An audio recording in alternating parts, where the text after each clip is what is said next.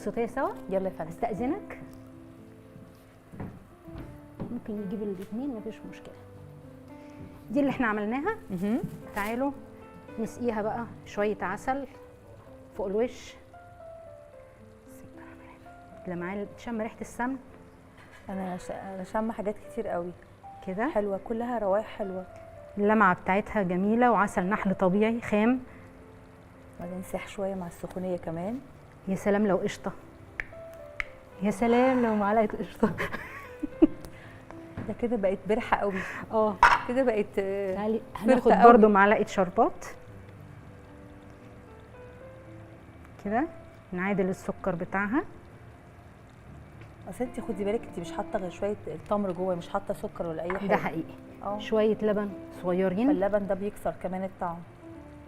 مش عايزه كتير، هنسقسقها بس كده بس كده.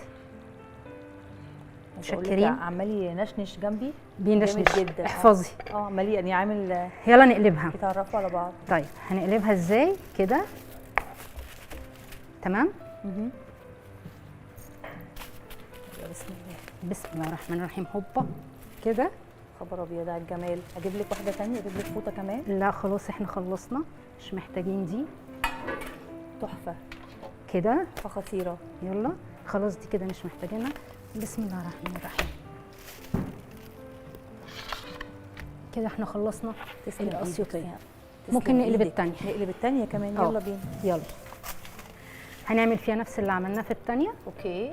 شربات وعسل، شويه عسل نحل، وشويه لبن، شويه لبن صغيرين. لبن صغيرين. بصي دي بقى اللي هي على شكل ورده، الحروف بتاعتها هنغطس فيها شويه شربات عشان تدخل في النص، تخش في الطبقات بتاعتها. مدهون طبعا كل الرقات سمنه. بقلاوه يعني هي دي البقلاوه. أساس انا شايفه البقلاوة. قدامي بقلاوه بالظبط. اساس البقلاوه واساس الجلاش والكلام ده.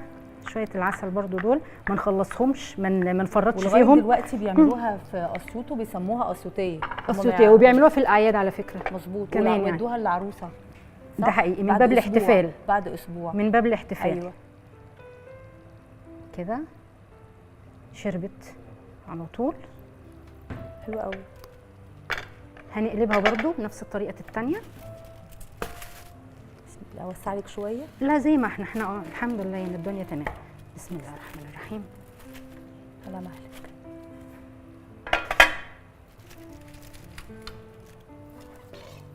تاني. دي معموله بقى ايه؟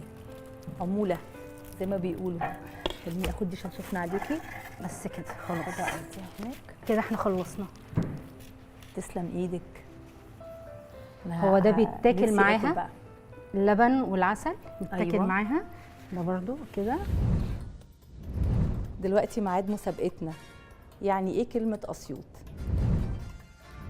احنا خلصنا. تسلم ايدك. احنا ما خلصناش، احنا لسه هناكل. لا الاكل ده على مهلنا. الحاجات دي تحب العزله، يعني ما ينفعش ان احنا نفضل نلم الناس علينا. نورتيني يا روحي. ميرسي يا رغده حبيبتي. يا رب الحاجات تكون عجبتكم، ونكون اتكلمنا بشكل كويس عن بلدنا اللي احنا واجهه ليها، وعن مطبخنا الاصيل اللي من القرون فارض نفسه بطعامته. الاكل المصري مفيش احلى منه، على كل مع احترامي لكل البلاد، لكن اكتر مطبخ فيه تنوع وطعم، فيه طعم حلو من غير افتكاسات كتير، يتاكل في كل الاوقات. انا عايزه اقول لك ان انت نورتيني، وانا من ألذ الحلقات اللي كانت معايا يا روحي. انا قاعده بتفرج بتعلم. ده انا يشرفني على وقتك، بشكرك ان انت جيتي، وشكرا ان انت قلتي لي كل المعلومات دي، وفكرتيني ما اعرفش الحلوه اللي هي بتاعت علي لوز. علي لوز نبقى نعمل عليها بقى بوست ان شاء الله. حلوه المعلقه ان شاء الله.